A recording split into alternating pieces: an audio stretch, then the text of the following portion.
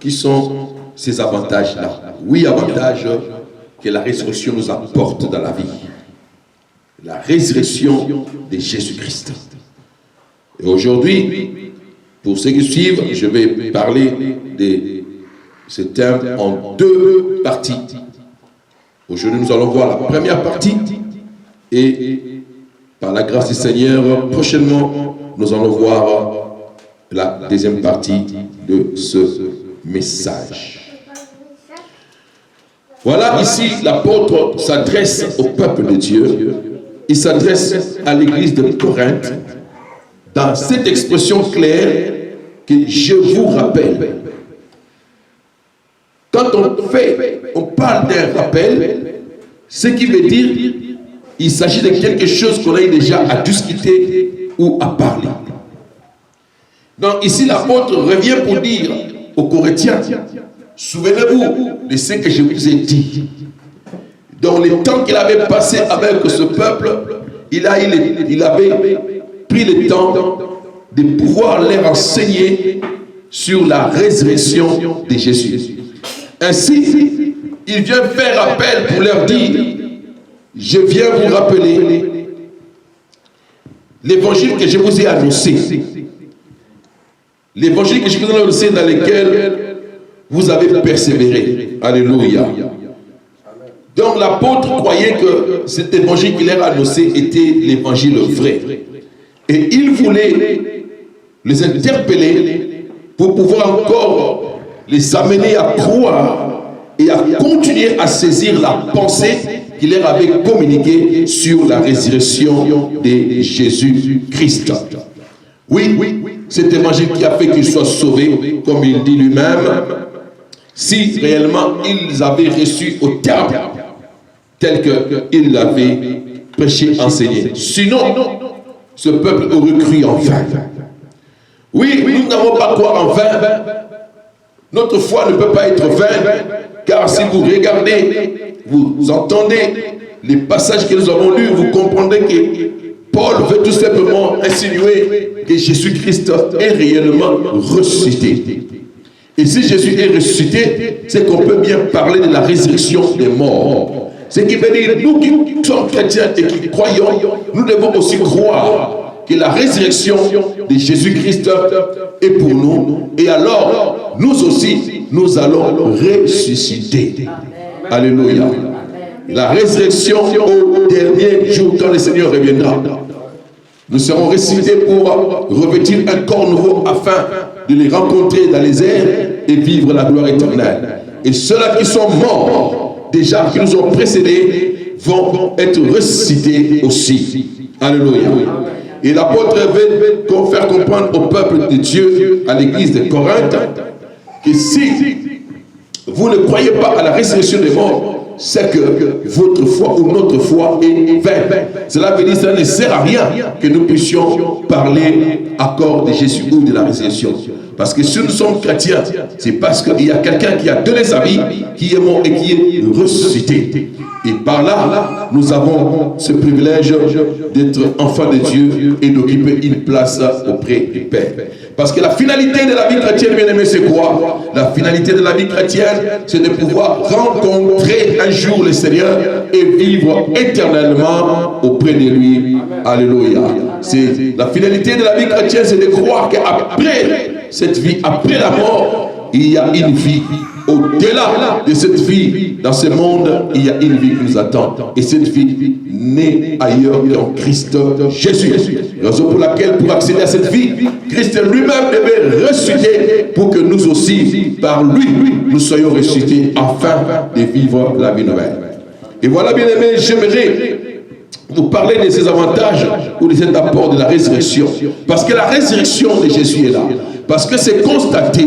Parce que les évangiles, les 4 évangiles nous enseignent, nous parlent, nous montrent comment Jésus-Christ était ressuscité. Et il y a eu des témoins. Alléluia. Comme l'apôtre Paul lui-même dit, il s'est présenté à Céphas, il est apparu à Céphas et aussi à plusieurs autres, aux 12 apôtres. Alléluia. Bien aimé, ça c'est la vérité. Et parce que Christ est ressuscité, alors qu'est-ce que la résurrection, ou qu'est-ce que la résurrection nous apporte? L'importance de la résurrection dans nos vies, c'est quoi? Christ est ressuscité. Alors qu'est-ce que nous gagnons, nous bénéficions de cela? Parce que lui, il est ressuscité. Il était mort. Le Père l'a ressuscité par la puissance du Saint-Esprit qui s'est déployé en lui. Et voilà, il est sorti du tombeau. Et voilà, après quelques temps qu'il a vécu sur la terre en apparaissant à ses disciples, il est remonté au ciel, d'où il venait. Et nous, qu'est-ce que nous avons à voir là-dedans? Qu'est-ce que nous avons à voir? Qu'est-ce que nous gagnons? C'est quoi notre avantage? C'est de ça que je vais vous parler aujourd'hui. Aujourd'hui, je vais toucher 4 points. Et prochainement, je toucherai les 4 autres. Parce qu'il s'agit des avantages de la résurrection dans nos vies. Bien aimé, le premier avantage ou l'apport, le premier apport de la résurrection, c'est quoi? Nous voyons cela dans Colossiens 13. Dans Colossiens 13, bien aimé, dans Colossiens 13, il est dit ceci.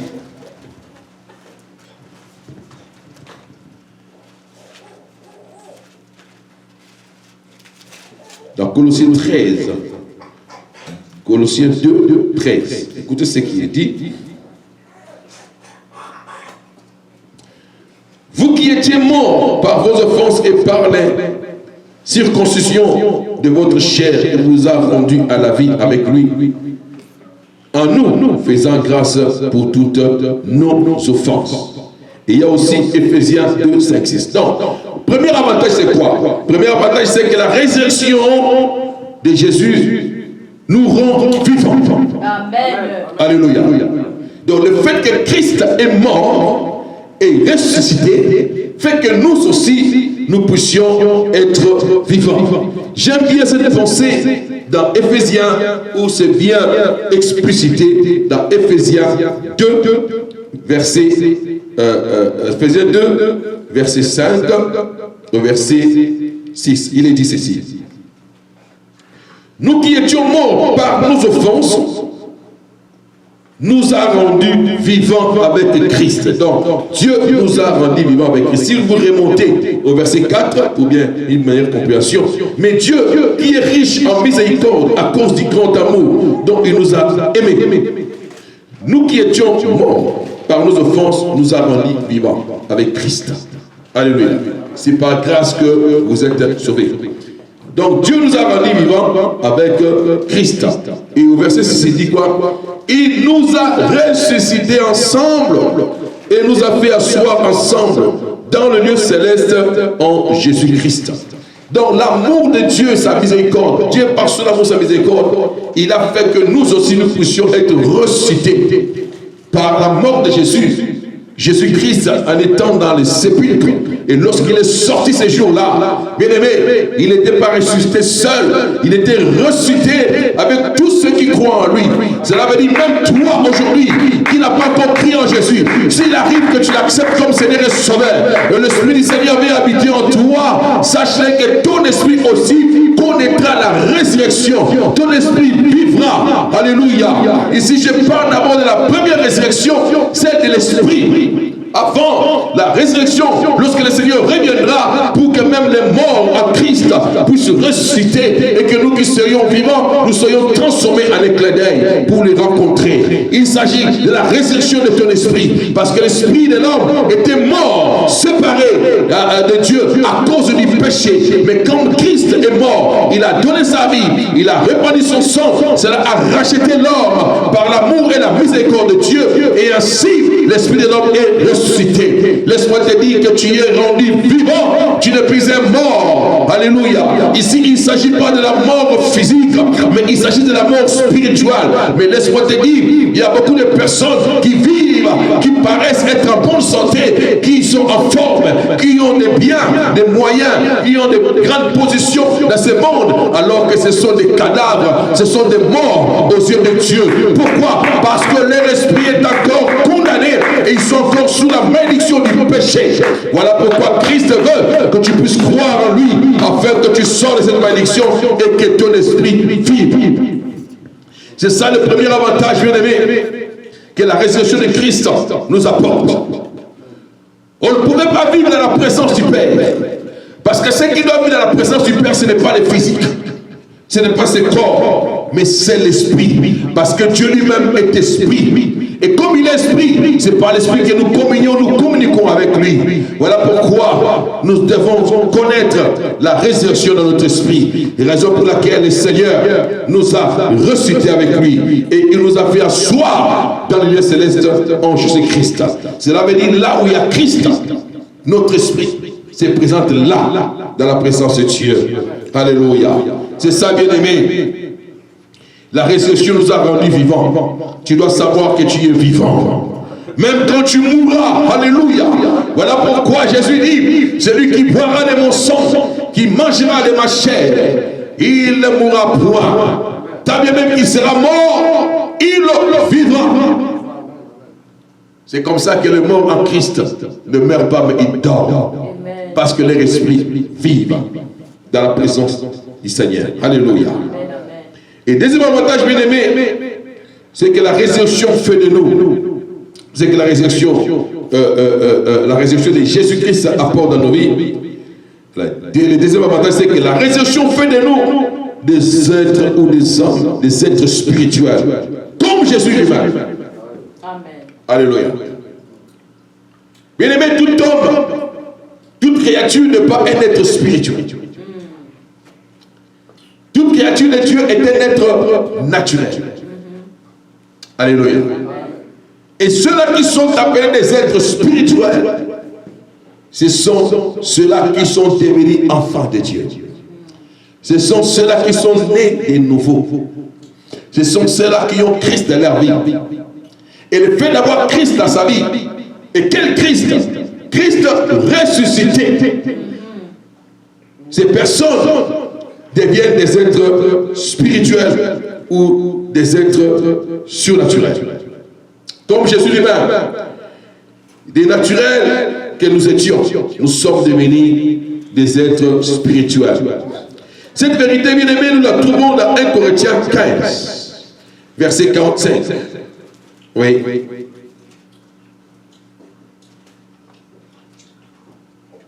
Donc, qu'est-ce que j'ai dit? 2 Corinthiens 15, 45. C'est 2 Corinthiens 15, verset 45.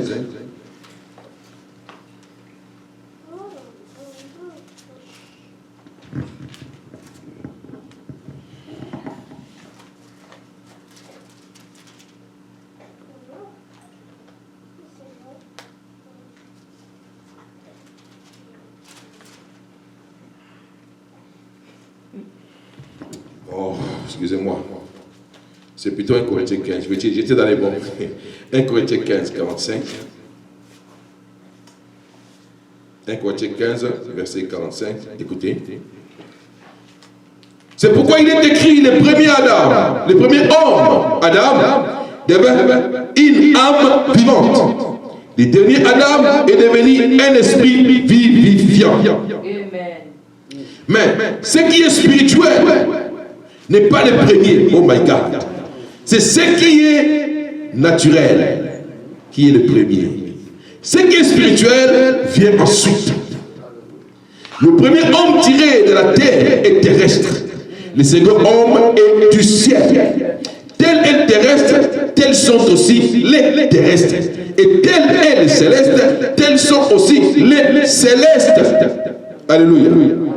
Et de même que nous avons porté l'image du terrestre, nous porterons aussi l'image du céleste. Bien-aimés, la Bible nous prouve, nous montre clairement qu'on devient un être spirituel. On n'est pas un être spirituel. Parce que le premier Adam est naturel, est tiré de la terre. C'était une âme vivante.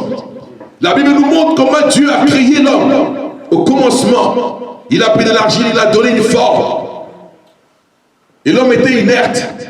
Il fallait que Dieu souffle maintenant dans son esprit, dans l'homme, dans cette argile. Et la Bible dit, il devient une âme vivante. Alléluia. Mais l'âme vivante, c'est celui qu'on appelle Adam. Alléluia. Et les derniers Adam, la Bible parle du dernier Adam. La Bible ne parle pas du second Adam. La Bible ne parle pas du deuxième Adam. La Bible parle du dernier Adam. Parce que il n'y en aura pas un autre. Amen. Le premier Adam, c'est l'homme qui a été créé par Dieu à son image. Et nous sommes dans la nature d'Adam, nous autres. La nature du péché, la nature qui est condamnée. Mais par la grâce du Seigneur justifiée par la mort et la résurrection de Jésus-Christ. Alléluia. Et le deuxième Adam, c'est qui? Le deuxième Adam, c'est Christ. C'est Jésus-Christ. Pourquoi on dit que Christ est le deuxième Adam? Jésus-Christ est le deuxième Adam tout simplement parce que, et plutôt, le dernier Adam, excusez-moi, le dernier Adam, tout simplement parce qu'il a porté le corps humain. C'est comme ça que Hébreu dit, le souverain sacrificateur qui a compati à nos faiblesses.